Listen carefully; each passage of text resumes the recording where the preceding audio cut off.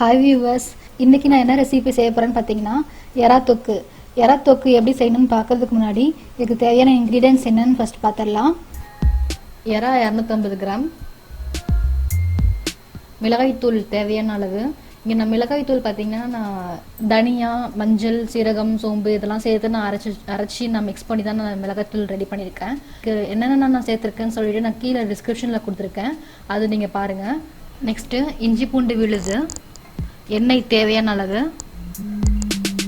தக்காளி தேவையான அளவு நறுக்கியது, வெங்காயம் தேவையான அளவு நறுக்கியது, சோம்பு 1 ஸ்பூன், பச்சை மிளகாய் 2, கறிவேப்பிலை தேவையான அளவு, உப்பு தேவையான அளவு. ஓகே, எறா தொக்கு எப்படி செய்யணும்னு இப்போ பார்க்கலாம். ஃபஸ்ட்டு எறாவை நல்லா க்ளீன் பண்ணி தனியாக எடுத்து வச்சுக்கோங்க. நான் பார்த்தீங்கன்னா நல்லா க்ளீன் பண்ணி தனியாக ஒரு பவுலில் எடுத்து வச்சுருக்கேன். அதுக்கப்புறமா தவாவில் தேவையான அளவுக்கு எண்ணெய் இதில் ஊற்றிக்கணும். எண்ணெய் காஞ்சிரட்டும்.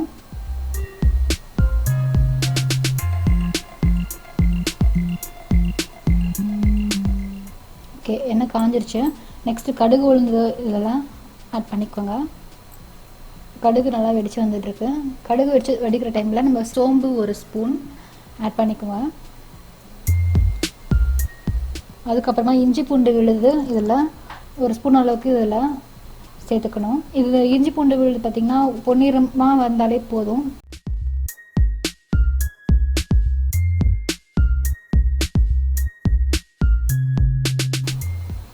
நெக்ஸ்ட்டு பச்சை மிளகாய் 2 இதில் ஆட் பண்ணிடலாம். ஆட் பண்ணிவிட்டு இதை நல்லா மிக்ஸ் பண்ணிடணும்.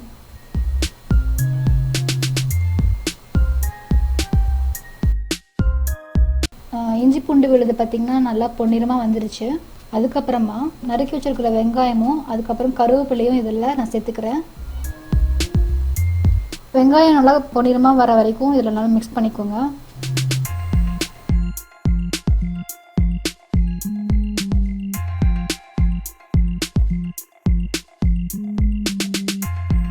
உப்பு தேவையான அளவுக்கு இதில் சேர்த்துக்கிறேன்.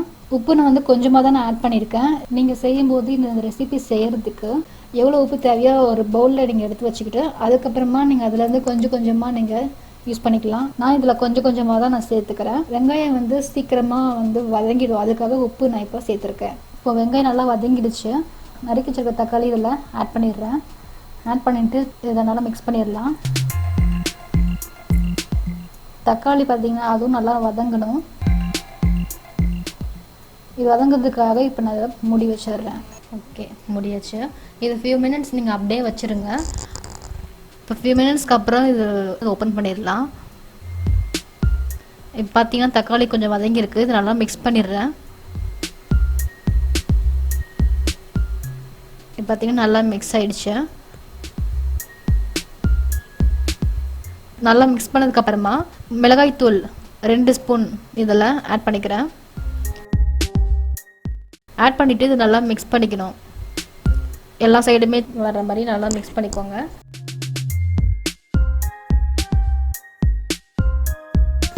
மிக்ஸ் பண்ணிவிட்டு அதுக்கப்புறமா தண்ணி தேவையான அளவுக்கு இதில் கொஞ்சமாக இதில் நான் சேர்த்துருக்கேன். இப்போ இதை நல்லா மிக்ஸ் பண்ணிடலாம். இப்போ நல்லா மிக்ஸ் ஆயிடுச்சு. இப்போ மிளகாத்தூள் ஸ்மெல் போகிறதுக்காக இப்போ நான் மூடி வைக்கிறேன்.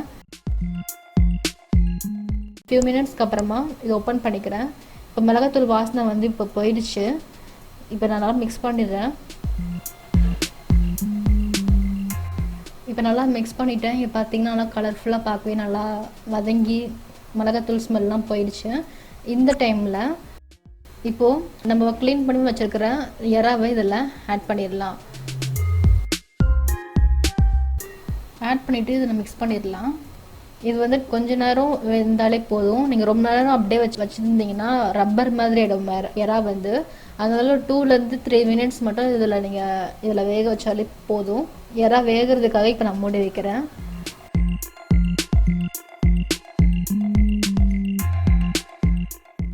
இப்போ நான் ஓப்பன் பண்ணிக்கிறேன். இப்போ பார்த்தீங்கன்னா எறா நல்லா வெந்திருக்கு. இது நல்லா மிக்ஸ் பண்ணிடலாம்.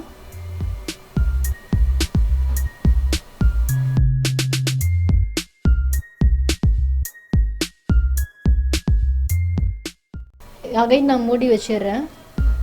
நீங்கள் ஸ்டவ் சிம்மில் வச்சு பண்ணுறீங்கன்னா 5 மினிட்ஸில் இருந்தாலே போதும்.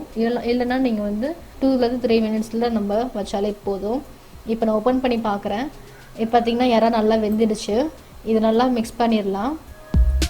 இப்போ நல்லா மிக்ஸ் பண்ணியாச்சு. இப்போ இது இறக்குற டைமில் நம்ம கொத்தமல்லி தூவி விட்டுட்டு இதை நம்ம இறக்கிடலாம். இப்போ சூப்பரான இறா தொக்கு ரெடி ஆகிடுச்சு. இப்போ இதை நல்லா மிக்ஸ் பண்ணிவிட்டு இறக்கிடலாம்.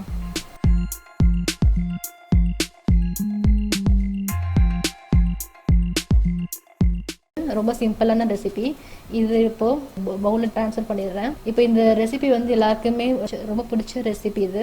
இதை நீங்கள் வீட்டில் நீங்கள் செஞ்சு பாருங்கள். செஞ்சு பார்த்துட்டு நீங்கள் கமெண்ட்டில் லீவ் பண்ணுங்கள். உங்களுக்கு இந்த வீடியோ பிடிச்சிருந்துச்சுன்னா உங்கள் ஃப்ரெண்ட்ஸ்க்கும் ரிலேஷன்ஸ்க்கும் இந்த வீடியோவை ஷேர் பண்ணுங்கள், லைக் பண்ணுங்கள். இந்த சேனல் நீங்கள் சப்ஸ்கிரைப் பண்ணாமல் இருந்தீங்கன்னா நீங்கள் சப்ஸ்கிரைப் பண்ணுங்கள். அப்போ தான் நீங்கள் நியூ ரெசிபிஸ் நீங்கள் பார்க்க முடியும். Okay, thank you.